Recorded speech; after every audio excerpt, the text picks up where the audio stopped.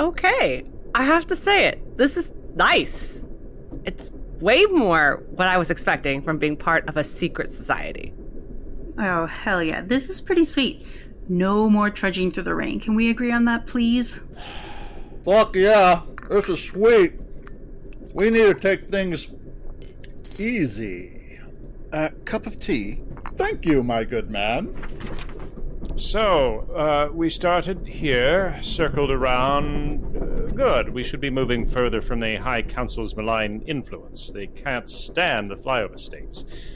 All we're doing is delaying the inevitable, though. So far, our whole plan has been to run away from our problems. Might as well run away in style, right? That's how we do what we do. Sweet, free Wi-Fi. I wonder if the internet is still an infinite hate machine. Tea? I added a little lemon just for you. That's actually really nice. Thank you. What the hell is this? Where's the whiskey? It looks as if we keep heading west, we'll be back in civilization soon. All right, I'm heading to the little cultist room. I'll be back in a moment. Checking social media and... Yep, hello darkness, my old friend. A soothing cup of chamomile will help. Here you go. Oh, that's like old people Xanax, right? Fuck yeah, I'll give it a try. What's the deal with all the tea? Why don't I get tea? I didn't want to offer you any until you asked, because as a feminist, I don't subscribe to a reductive ladies first chauvinism. That sort of makes sense. Would you like some tea? I would, but only because I actually like tea, and not because you're obviously trying to get under my skin. Would you perhaps prefer a Diet Coke? Hand over the fucking tea. Hope? Oh, you're not manipulating me. Sure. It's nice how you don't have to go along with the others. I mean, strictly speaking, this is cult tea for us committed cultists and not hangers-on. Gimme!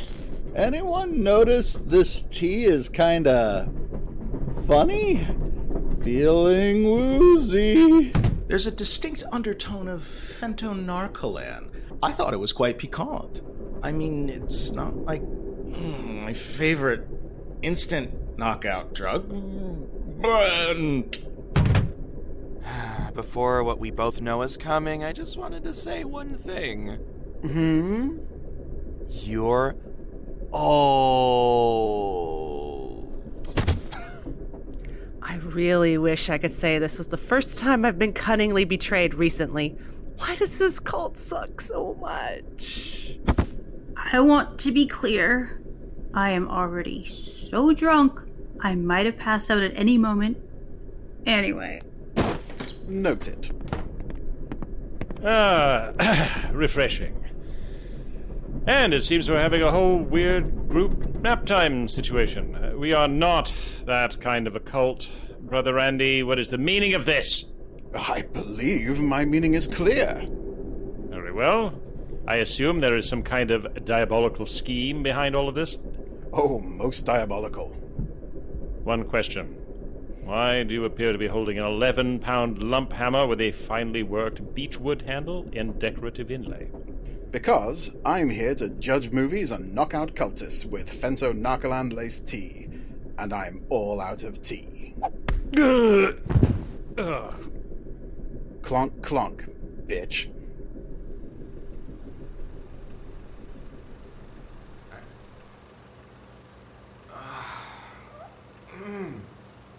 My head. Hey, is anyone there? Stop yelling! Oh, Jesus. Oh. It's classic fentonarcolan. It's not like the new shit. Listen, the headache will pass in about 10 minutes. Then you just have to deal with the night screaming, and if you're really unlucky, the bulges. You're kidding. Yeah, relax. It's more night murmuring. Fuck. Where are we? Oh, I can't see shit. Wait, can you move? I can't move.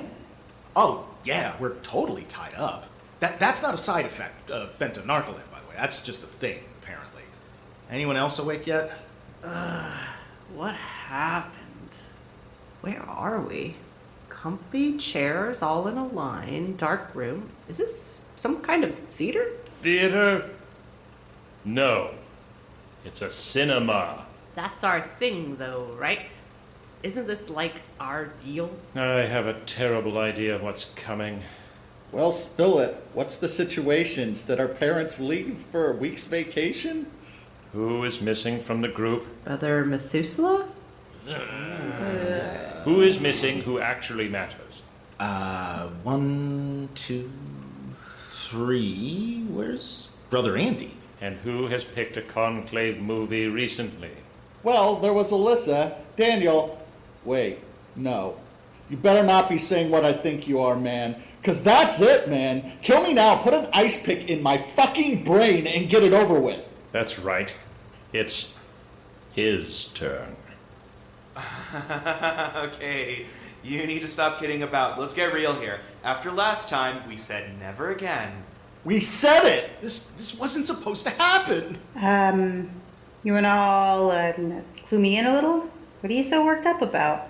Oh, you weren't there last time. Okay, so we all take turns picking a movie, right? Yeah? Well, you know, Brother Andy, he's got unique taste. So? I mean, how bad could it be? We've watched some pretty weird shit. He's not human. Those are not movies. Silence! We have to hold on to sanity. Let's not panic. After all, we don't know the full story. It might not be his turn yet. Oh, but it is, my friends. It is. And now I am panicking. This is panic. I am in a panicked situation right now. And yes, I believe I'm losing my mind. God, no. So, what's all this about, huh? You upset we don't like your dumb picks? This is about justice, respect. For too long, I've endured the snide comments, the veiled mockery, the bedraped teasing. For too long, I have been silent. Veiled? Real wilting wallflower, yeah. Is it too late to go for the Diet Coke? We're holding a conclave right here, right now. Okay, dude. Let's say we're playing along. What's the movie?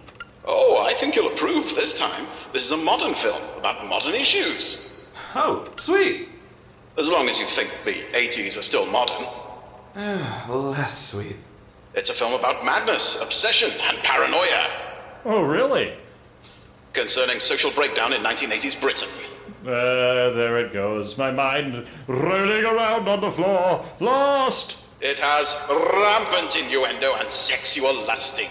Ooh, hey. That involves a lot of hideous skin complaints. Ooh, hey. Ugh, I'm gonna need a lot of booze.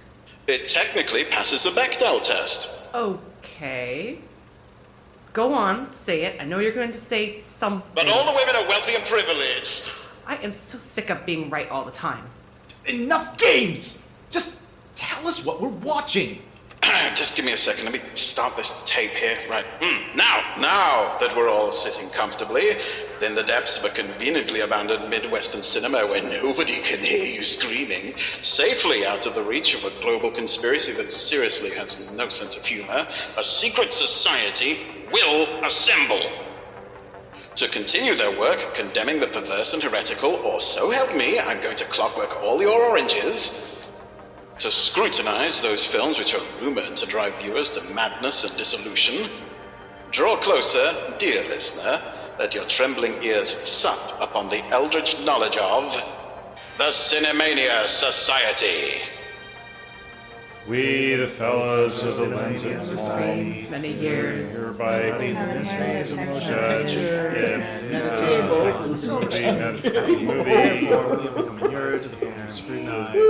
Which may contain hazards unsuitable. Enough!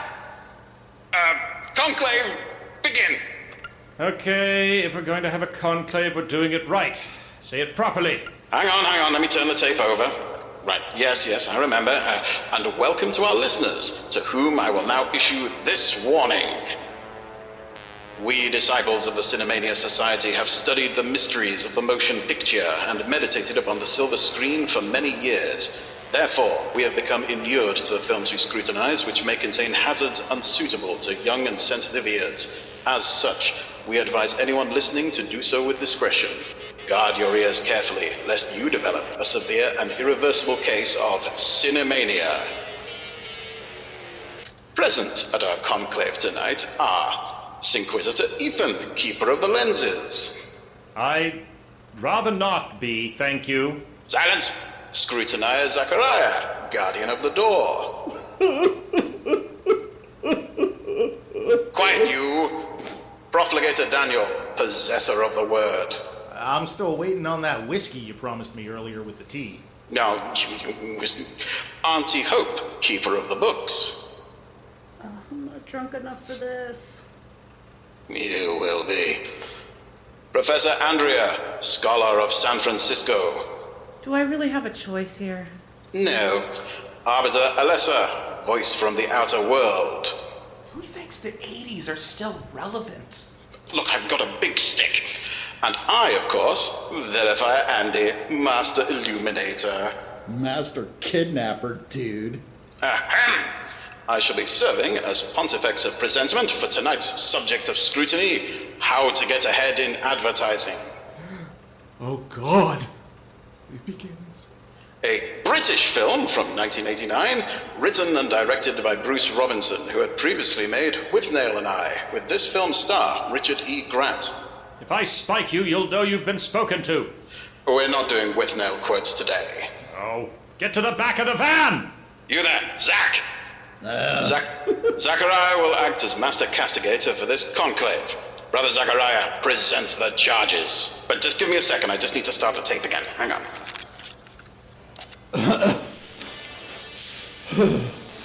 Talking skin diseases. Animated animals in a strictly live-action zone. Bizarre party behavior that does not prevent guests returning for future bizarre parties. Washing food in an unsanitized toilet. Either being a naked lunch-style comedy body horror, or else a story of one guy just being a bit nutty. Criminal wearing of a mustache. Criminal wearing of 80s party dresses. Letting everyone know just how badly advertising is fucking them up. Cruelty to boils. Serious trigger warnings, bad language, sexual themes, gaslighting, partial nudity. Thank you, Brother Zacharia. Now, summarize! Summarize! Hope, you do it. Oh, do I have to? Yes. Okay, fine. Meet Dennis Dimbleby Bagley. He's having a big day. He has big 1980s suspenders, big ideas, and a great big advertising budget. Excuse me, they're not suspenders. In Britain we say braces. Suspenders are lingerie. The only idiot who calls them braces here is Roger fucking Stone, and nobody wants to be like that asshole. I didn't see any orthodontia going on there. His teeth look okay for a Brit. Weird. Yeah, but, I mean, what if they're bracers? I mean, that's a whole other thing. I mean, they're on the arm, or it might be for archery. Sorry, Let's just go get on. this over with. Yeah. Sorry, keep going. Dennis is ranting to a room full of advertising amateurs about the best way to sell groceries. For that is their current job. The problem is, the products they're selling are pretty crap, and the chain store that needs the adverts likes it that way. The job of the advertising man is not to give a toss about healthy food or value for money, but only to care about what the customers happen to be concerned about at that moment. Right now, Dennis explains, housewives of Britain have 2.7 kids, use 16 feet of toilet roll per week, and worry about their weight. Housewives of Britain, what are you eating? Yeah, he also, by the way, manages to give Sean Bean his first, at least metaphorical, on-screen death by tearing him a new one. Yes, that is in fact a very young Sean Bean. Wow. Yeah. Amazing. He goes into a detailed rant about the strategy to get the customer buying. Everything they sell either has to have less of something bad or have extra of something good. Hammer them about how much they deserve a little treat, then hit them with guilt the moment they succumb to a delicious little snack. It's chilling. But this is actually a very accurate description of modern advertising practices. Know your customers' concerns, Figure out what makes them tick and convince them they need what you're selling until they're breaking down your door to get it. But Dennis also has a big problem. He's been given a big job for a big client, and he's got a big old pile of nothing to show them. Dennis has to come up with an advertising campaign for a new kind of pimple cream, and he's suffering from creative block. Richard E. Grant prowls around his fancy London office like someone... Hey, Andy! What? No joke about a clogged creative pore or something? No? No, frankly, this is a serious film about serious issues. Take it seriously. Oh, sorry. Could I get more narcofentanyl then? No? Worth a shot. Okay, back to you, Hope. Richard E. Grant prowls around his fancy London office looking like someone taught a manic scarecrow how to smoke, desperately trying to come up with a tagline, but there's just no way to make pimple cream sexy and appealing. I don't know, they managed it in the U.S. Sexy face washing. I mean, everything can be sexy in the U.S. Have you seen our Halloween costumes? Huh? Sexy mustard. Sexy union organizer. That's always sexy. Just for a moment, he hears his boss's voice in his head saying, "There's a lot of boils out there, Bagley," and it seems to cause a flash of pain in his head. Something's not quite right with this guy. Pimple cream is a lot of stress to put on a chap. The best he's got is, if it doesn't work on blackheads, you can spread the fucker on toast. What the fuck? Tastes about as good as Marmite. Tastes as good as it sounds. You leave Marmite alone.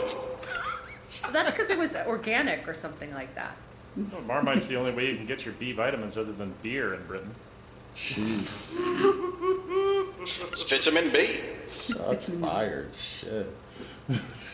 Poor Dennis. The best he can come up with is pretending to be a sensual, voluptuous biochemist who's both an expert on pimple chemistry and also a woman with needs.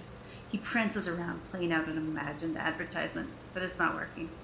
Even a really, really good biochemist would have a hard time selling this stuff. Is it me, or is Richard E. Grant kind of sexy like this? It's just you. I mean, he is wiggly. Like, he's practically like one of those floppy things that you see outside of Wacky wavy arm flailing tube man? Yeah, Tube Man. He's like a predecessor to Tom Hiddleston, you know, like a young Loki. Whoa. No, That's an odd comparison. He does not. Don't you think he looks a lot like Tom Hiddleston? Haven't He you looks seen so the much like Loki him. series? He plays older Loki in it. Yeah, Seriously. when he's dressed up in the original Yeah, the he's Loki dressed- outfit from the comics. Wow. Yeah. Yes, and I he- remember that. Yes. And he goes down going, "Glorious purpose!" At least it's not his special purpose like in The Jerk. Yeah. Moving right along. The boss of the agency wants an advertising campaign, and time is running out. Dennis has been assuring everyone that he has a real crackerjack idea, which he would be more than happy to explain in just a few more days. Time for a break, Dennis. Perhaps a mental break. He meets with his lovely wife Julia for lunch at an upscale restaurant. And if there's one thing you know, it's that Richard E. Grant, when losing his mind, is definitely going to make a scene in any eatery you can throw at him. Shades of Withnail here a bit. Despite Julia's attempts to get him to just slow down and take a break, Dennis is having none of it. Any other body part would have been fine. He could sell any product for any malady, real or imaginary, but boils? He's got nothing. Tellingly, he points out that it makes no difference to him if the product works or not. After all, no company actually wants to get rid of boils. They're excellent money spinners. Selling a cure is a dead end, but selling the hope of a cure, now that's good business. Chilling but true. Oh, very much. Julia reminds him that he needs to get his head together in time for their dinner party tonight. Oh, how middle class. She's definitely noticed the mountain paranoia. She tries to calm him down by reminding him of similar creative problems he had before with other gross medical products, like his terrible trouble with piles. That's hemorrhoids, right, Andy? Yep. Other diners start to pay aghast attention as he goes into detail, screaming that he did not have any trouble with piles. Piles were a birthday present compared to boils. Once he You got got somebody a them. birthday present of piles. Here you go. Here's your piles, little Timmy. Open her up. Now I know what I'm gonna get Andy. Gifts from Grandfather Nurgle. It's that regular visit from the fuck you fairy. You could also get him dandruff or breath. Those were just as easy. The hinges are starting to come off. Make no mistake. After lunch fails to calm him down, Dennis has no choice. He has a big meeting with his boss. On the way, he can't help but stare terrifyingly at a boil on the face of a girl in the lift, and he's no longer even trying to look normal about it. Not that his boss notices anything amiss. The boss, Mr. Bristol, isn't really paying attention. He has a marvelously 1980s phone headset aerial thing with little antennas and whatnot. He's having 2 conversations at once. Good work ranting to the junior advertising people earlier, he tells them. They complained about it, of course, but they needed a stiff talking to. However, the Pimple Cream account needs dealing with ASAP. Dennis promises absolutely that he has a big plan and a big idea to present, and it'll be ready in just another weekend. As long as that's true, which it isn't, Bagley isn't in trouble, which he is. I know. I kind of thought this guy who plays his boss, Mr. Bristol, initially I thought he was the same guy who plays Holly in Red Dwarf, but then I realized it wasn't. No. It's Holly in Red Dwarf as Norman Lovett. This is another famous comedy actor who's been in tons of things over here. He's a very well-known face. I sometimes wonder if that boil he sees on the girl in the elevator is actually his imagination. Like, it's manifesting already in his mind. What's real and what's in his head is getting blurred. Crazy. It's all actually happening. That's what they all say. Oh, and one more thing. Just a little favor, really. The boss asked Dennis to come up with a pitch for an instant dinner while he's at it. Dennis asked what kind of instant dinner. Boil in the bag. And just for a moment, Richard E. Grant demonstrates what it looks like when someone simultaneously manifests their own soul and accidentally swallows it. His expression is a thing of beauty, and even the half-present Mr. Bristol wonders if everything's okay. It's not. Dennis flees. Dennis has boils on the brain. He can't stop thinking about it, going over and over and over the problem in his mind. On the train ride home, he randomly spouts out, what about large, blind, fat girls with boils? And the people sharing his carriage aren't impressed. Dennis is riding home in a big train with a big cross-section of society sitting near him. There's an Irish priest standing in for the moral majority, an intellectual type with large glasses and a bow tie who represents the fossilized academic elite, and a fellow businessman in a pinstripe suit. Oh, yeah. I don't know why I didn't pick up the allegory on this. It's pretty... Anyway, yeah. You'd think they'd want someone young, because isn't that who they're selling acne cream to? Yeah, Young and... Well, no, Young people don't go on trains. They stay at home laying about lazily and picking up the dole. It's the 80s. Shut up. The point of the Irish priest standing in for the moral majority, the intellectual class, and then academically, like I just Maybe didn't. That's who he's used to selling to, but that's not who's buying pimple cream. No, as in because this whole thing is taking place as I a understand series your point. of I was stages. just adding. Oh. But also, so there's been a big story in the newspaper about a big drug bust, and they casually discuss it. The newspaper insinuates that a drug orgy was broken up, where there was heroin by the bushel and at least one young girl wearing peanut butter for a bra. So I'm going to give you a lot of support. Well, I was going to say, wouldn't they all be laying around on the nod? Why would they think that people would be engaging in an orgy if they're all, if they're all anesthetized into a stupor? It's the 80s. People still didn't really understand drugs. They're like, oh, drugs bad. Drugs make you crazy. They didn't know the difference between each. These are peanut butter bra people. You can't tell what they're up to. No. Listen, drug-fueled orgy and drug-induced stupor, you can do both at the same time if you're dedicated. Well, not everybody was speedballing then, but Zach, this is the era that produced Buckaroo Banzai Across the Eighth Dimension. Don't tell me they didn't know how drugs worked. No, they knew how to take them. The casual train-riding newspaper reader was not a connoisseur like our friend Daniel, who knew the ins and outs of every single kind of drug. Exactly. So just the general populace hears drug and they just assume whatever. These people grew up with Reefer Madness. Oh, I love that film. It's a good film. I grew up with the DARE program. Yes, so some people knew the ins and outs. When this is the era when people were thinking about Nancy Reagan and Margaret Thatcher making out while talking about Just Say No. Yeah. There's an image you'll never be able to get rid of now. You're welcome. Oh, there's my next wet dream. Daniel, please. Oh my god. I think that was one of the pop-ups in the Necronomicon.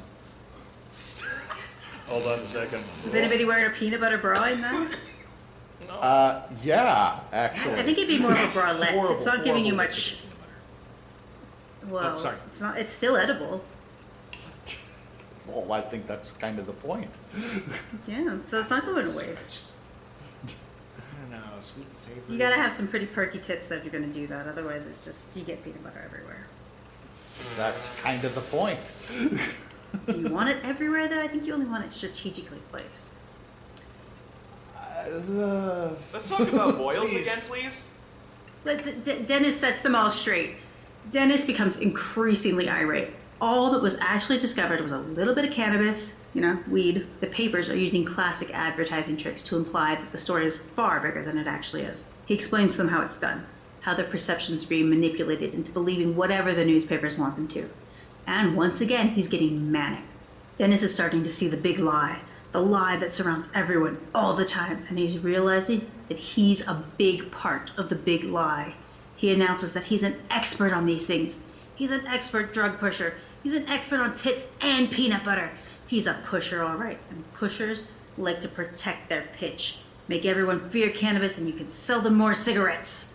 Brother Ethan, so wrong. this is actually kind of where I think that allegory clicked for me, right? Is once they launch into the argument about it, you have to have one person to represent each of the standard, sects of society to say, oh, I am the moral majority. Here is how they respond to such ridiculousness, et cetera, et cetera, et cetera. So, yeah. Yeah, that goes all the way back to Plato. Well, Plato did most of his shit in a cave, so,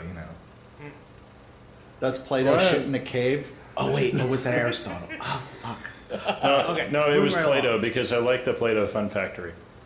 Okay, keep that there. Obviously, this alarms his fellow passengers, and they decide to get the fuck off this train at the next stop. But Dennis assures them that getting off at the next stop won't help them. In fact, he's the only one who has any answers because he can see it all clearly now.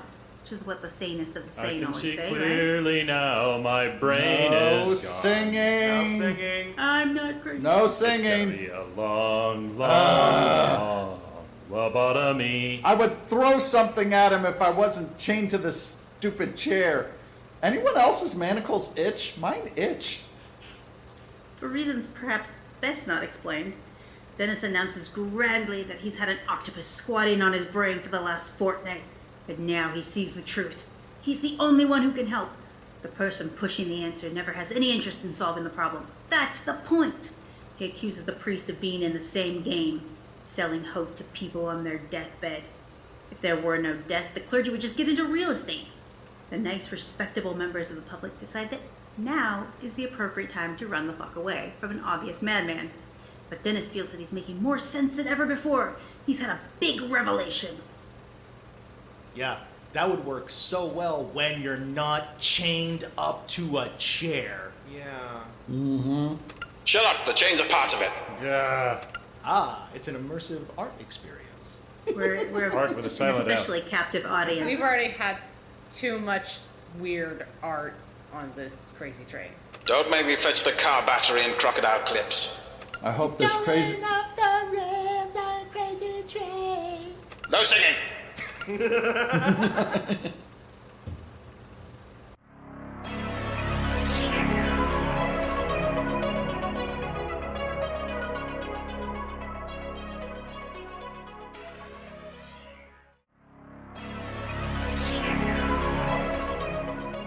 Hey, speaking of people just sitting around doing nothing, is this reminding you of anything?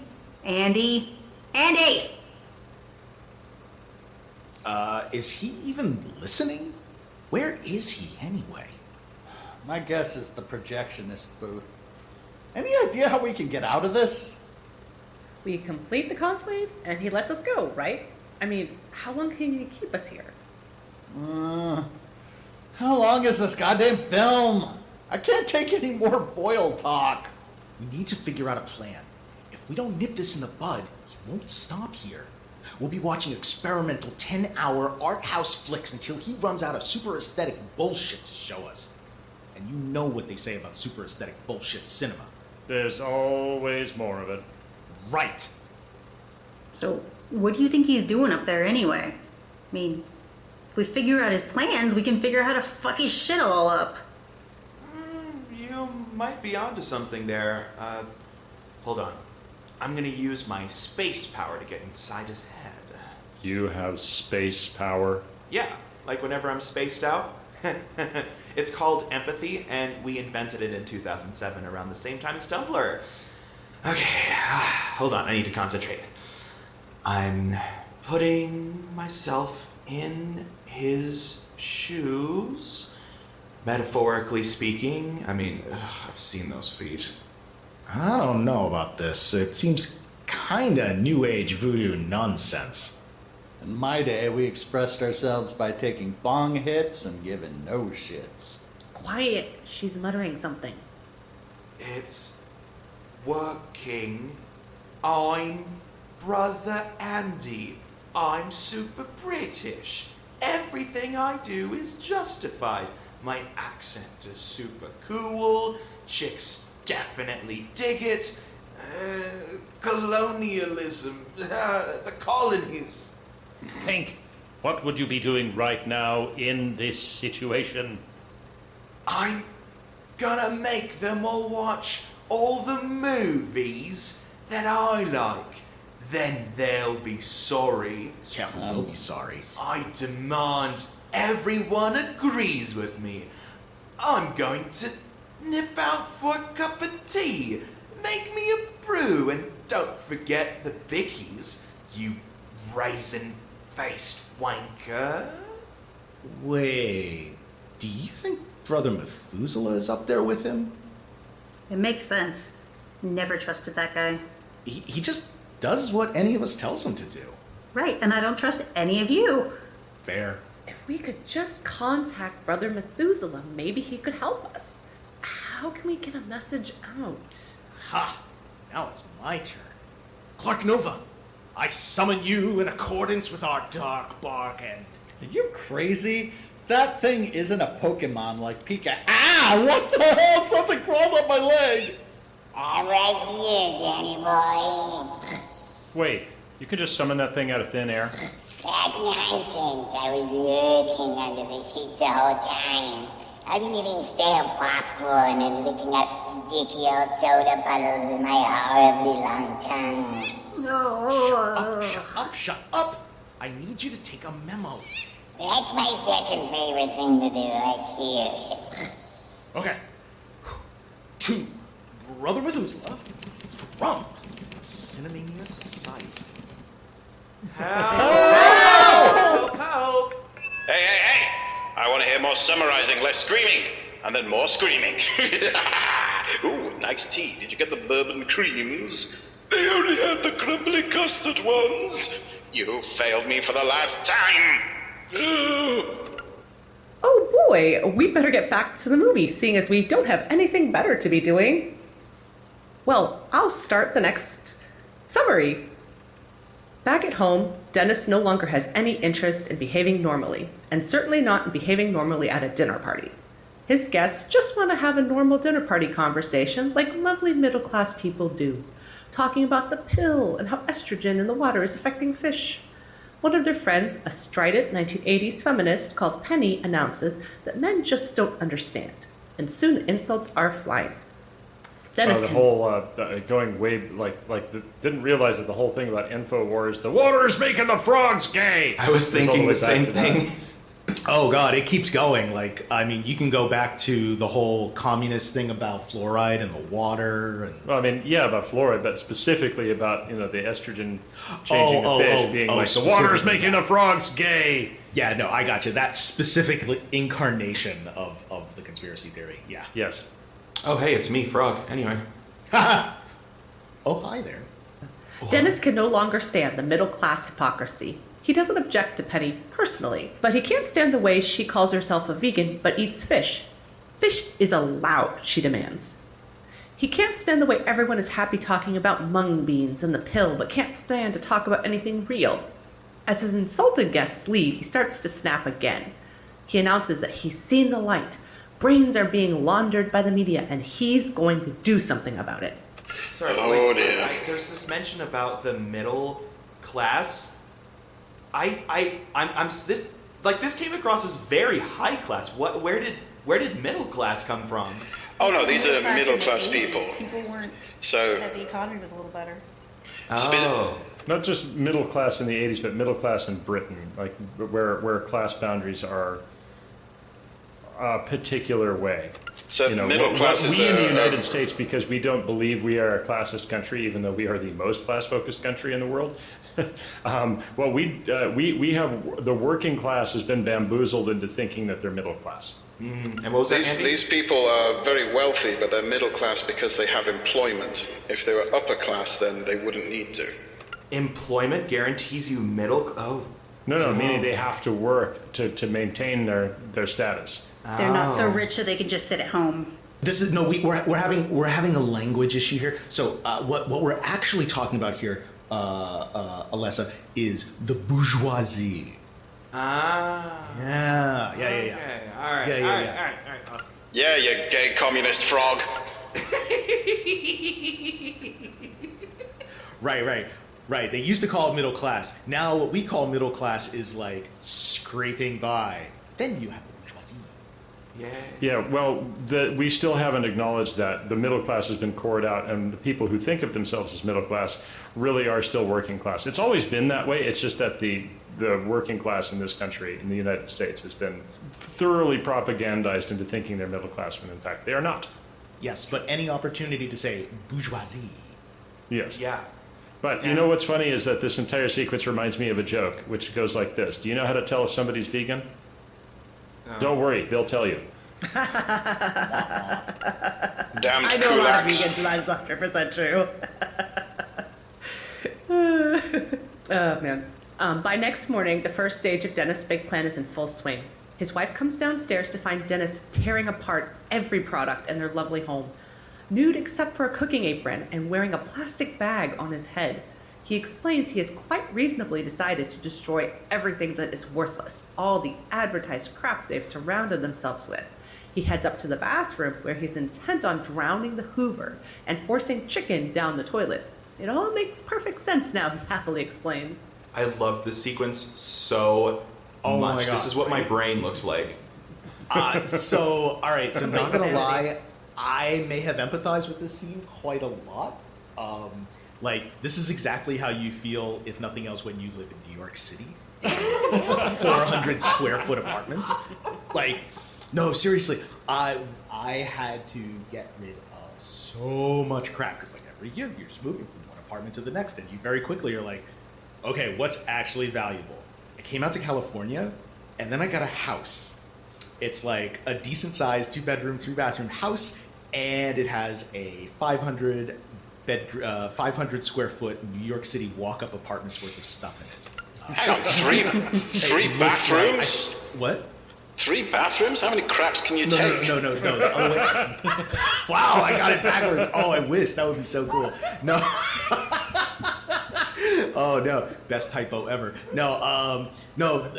Ethan can attest to this. My house looks like a serial killer. And I just have to kill it. So, I mean, one doesn't? Fair. Okay. No, I love sitting in the middle of the floor of your living room because there's nowhere to sit. Okay, rolling on. Julia takes the view that he is not, in fact, being totally reasonable. In fact, Dennis is so worked up by his big idea that the stress has given him a big boil right on his neck. Oh, well, these things happen, right? No need to slow down. At work, Dennis explains that advertising is all wrong. Everything they have been doing is wrong. Warning people about cigarettes that may cause cancer? Nonsense. They should be promising cancer, insisting that cigarettes will cause it. Once again, Dennis is calmly asked whether perhaps he is being a little irrational. And since this is full-on berserk Richard E. Grant, they're being very nice to him because he's quite clearly deranged at this point. So very, very British. Here's the thing. They're so British and polite that they can't just come out and say it. I know, right? But I do have a question. So I was still relatively young when this film came out. I didn't see it in the theaters or anything. Where was the conversation on cigarettes and cancer around mid-1980s? Does anybody know? This was the Well, late 1980s? it was like an open secret that they were almost certainly bad for you, but there was still a good proportion of people saying, oh, my grandmother had cigarettes till she was 90 and she was fine. There's no... Teach the controversy. We shouldn't be just assuming they're bad. Yeah, that's the thing. I wasn't quite sure how controversial this part of the film was. I mean, everyone knew they were bad for you, yeah. Daniel, the big tobacco wars really... Well, maybe not so much controversial, but like, where was this one like speaking truth to power? Like, where was it calling things out that people weren't openly talking about yet? That was kind of what I was curious about. That wouldn't happen until maybe about 93 or 94. That's what I thought. Because that's when Philip Morris and like R.J. Reynolds and all the really big stuff had all those. There was all the really big congressional hearings, and finally they were big. You know, they had some really, really big court cases that came down, at least here in the U.S., that came down finally after all the appeals were ended, and they were basically said, you know, they had to say that yes, that they had added nicotine to make people. Yeah, that's kind of what I was wondering, because I remember that very clearly.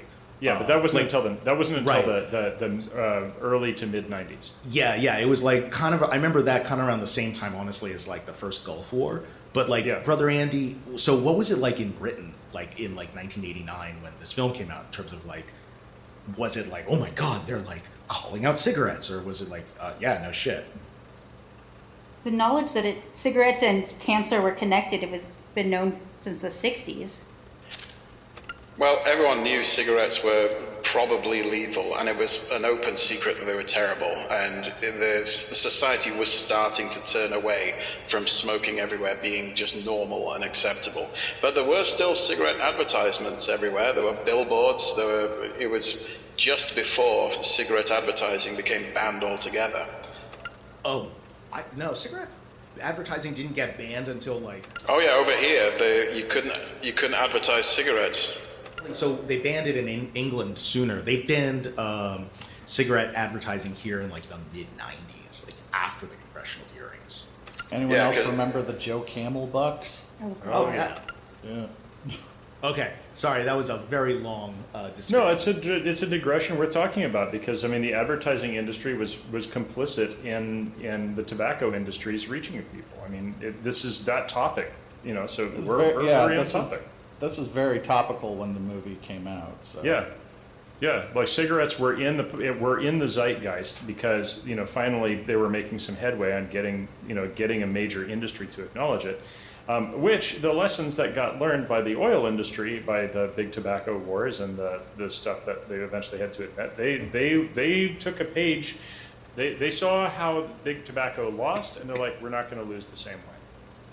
So big oil basically. It would have been better if big oil had been in the place of big tobacco, as much as it sucks for human life. Anyway, you get where I'm going. Yeah. Those are the pieces you can put it together. Mr. Bristol thinks it's all just a case of stress. He himself had a tough time in his younger days, dealing with an advertising campaign for electric heaters, which ended up with him convinced he was going to explode into flames at any moment. But a short rest later, and he sold more of those electric heaters than ever. And all Dennis needs is a little break away from all Shirley. Wow, so psychosis is just a part of the job. It's Dennis, not Shirley. Nice. Dennis agrees that he needs some time off, which is why he's resigning in order to spread his revelation to the world any way he can. Even if it means marching down the street with a sandwich board. That, his boss points out, would just be more advertising, wouldn't it? Suddenly, the boil on his neck gives Dennis a flash of pain. He puts it down to all the poison and lies leaving his body, which might well be foreshadowing. Yes, maybe. Is he detoxing? Is this a foreshadowing of that? By the evening, something is wrong with the boil. It's getting big. A great big boil. A great big nasty boil with hair on it, and nothing seems to work. Dennis tried poking and prodding it, wetting and drying it, insulting and yelling at it, and finally putting mustard on it. I've heard of putting toothpaste on the zit, but never mustard. Yeah, is that an actual old wives' remedy? Yes. Yeah. Ever heard of mustard plaster?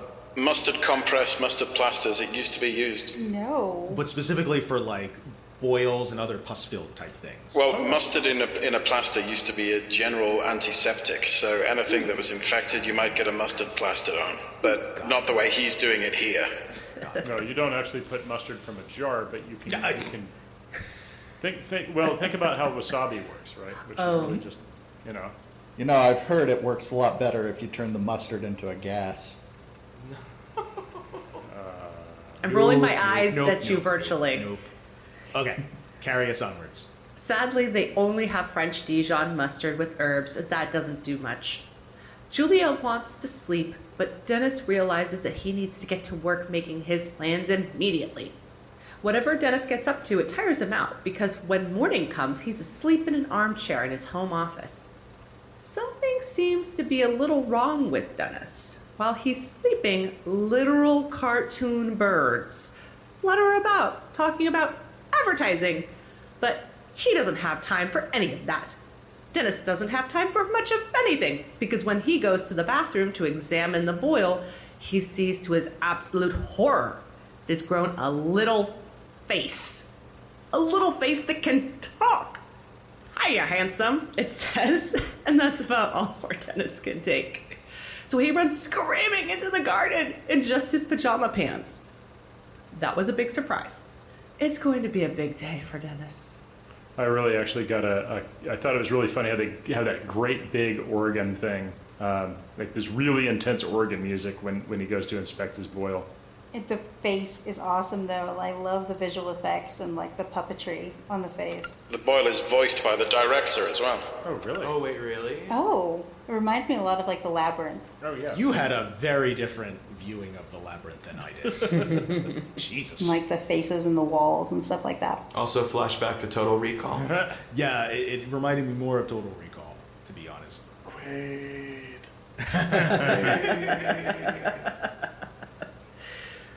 Start the machine, Quaid. Man, we got to get all these guys together. Just start like a gross puppet playgroup with Clark Nova and all these guys.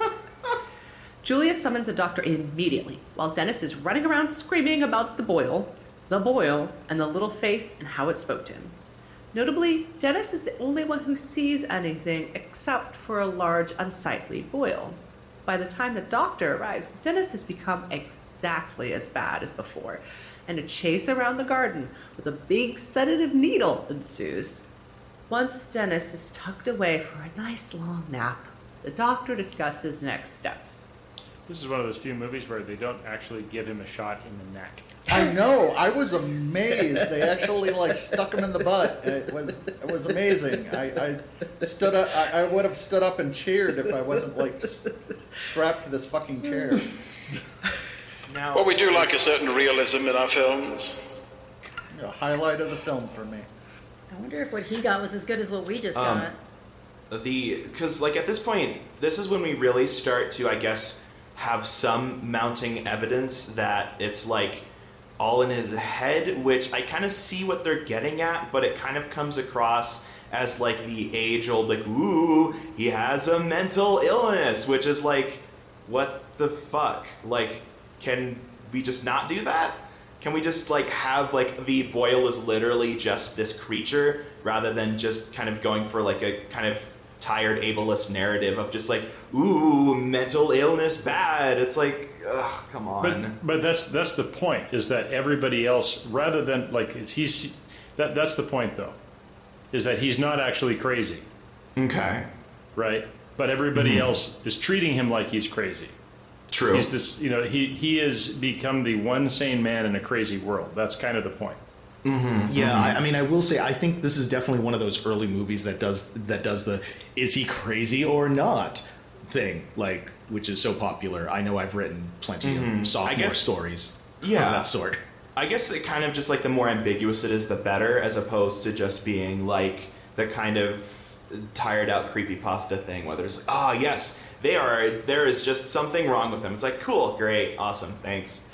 There's definitely a lot of ambiguity here of is it real, is it not, is it real or is it Memorex? The scene when his boil smokes a cigarette, that for me said, this is actually happening right now. It should be. All boils should smoke. I love when he tells his wife, "I'm not smoking it, I'm just holding it."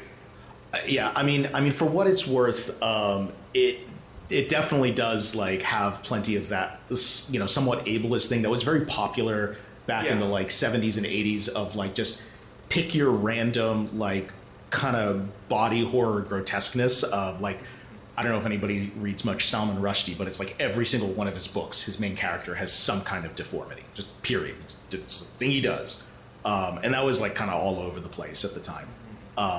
And it was just a weird thing that was part of the surrealism of the time, I guess. I don't know if there's any better explanation for it than that. Real. And there's ways to tell that narrative for sure, but I guess like my first instinct going into this was just like, all right, where are we going with this? No, definitely. Clearly, there is some kind of psychotic break happening, and removing the boil could only make things worse. After all, they don't know who Dennis believes the boil is. It could be anyone, and it might not do him much good if they just kill it. For all we know, he might think they lanced his mother. Until Dennis has seen a mental specialist, the doctor decides the best thing to do is stay calm and note down anything the boil says. That is, anything Dennis says that he claims the boil says. And if Dennis won't go along with the idea, they may have to put him away. Once he's had a nice little rest, Julia tries to calm Dennis down with a nice cup of tea. That is sounding very ironic right now. And some dinner. But when she's not looking, the boil starts talking. It speaks in advertising lines, asking her if she's embarrassed by her false teeth, or whether she'd like a trip to France. Dennis tries to cover it up by pretending he's just talking about things that happen to be on his mind, but Julia knows something is going on. Dennis tries to assure her the voice is coming from his boil, and this doesn't go down well. Julia thinks it's not the boil. Julia thinks that it's him talking, but Dennis won't be persuaded. Maybe the boil wants to go up Eiffel Tower and see the sights. Hasn't she considered that?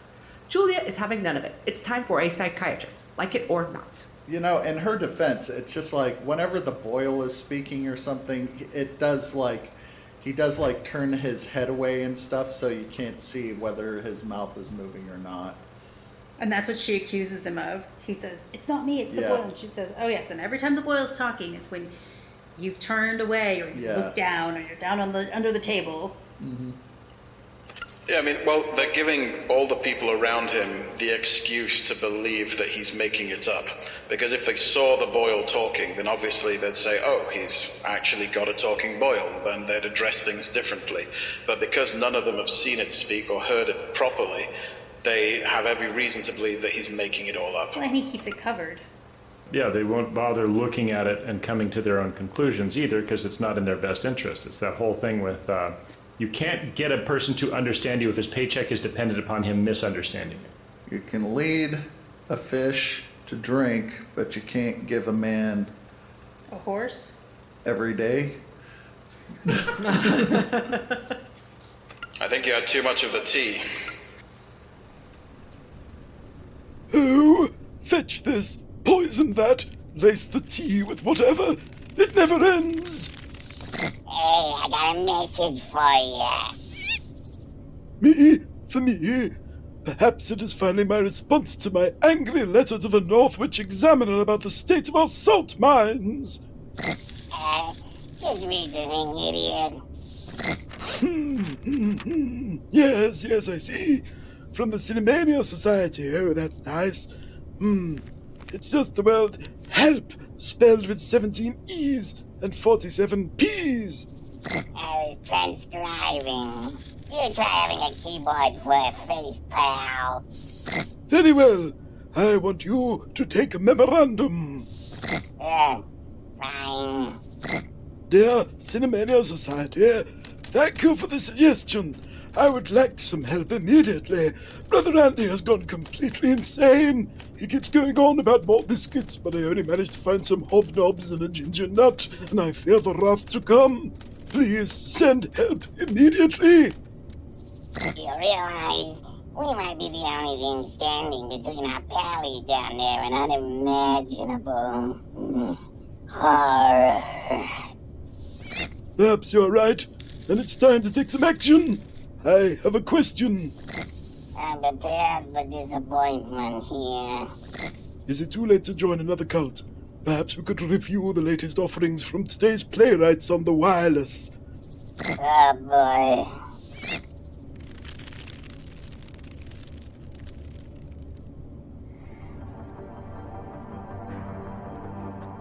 That episode of the Cinemania Society was written and performed by Andy Slack, Daniel Scribner, Andrea Palladino, Alessa Luz Martinez, Hope Bravo, Ethan Ireland, and Zacharia Berks. Music by Carl Casey at White Bat Audio. Incidental music and sound effects courtesy of Epidemic Sound. Visit our social media feeds on Facebook, Twitter, X, at TCS_Cinemania, and Reddit at r/the Cinemania Society. If you really like what you've heard, visit us on Patreon and chuck us a couple bones, because making podcasts ain't free. The Cinemania Society is a product of the Cinemania Society, LLC.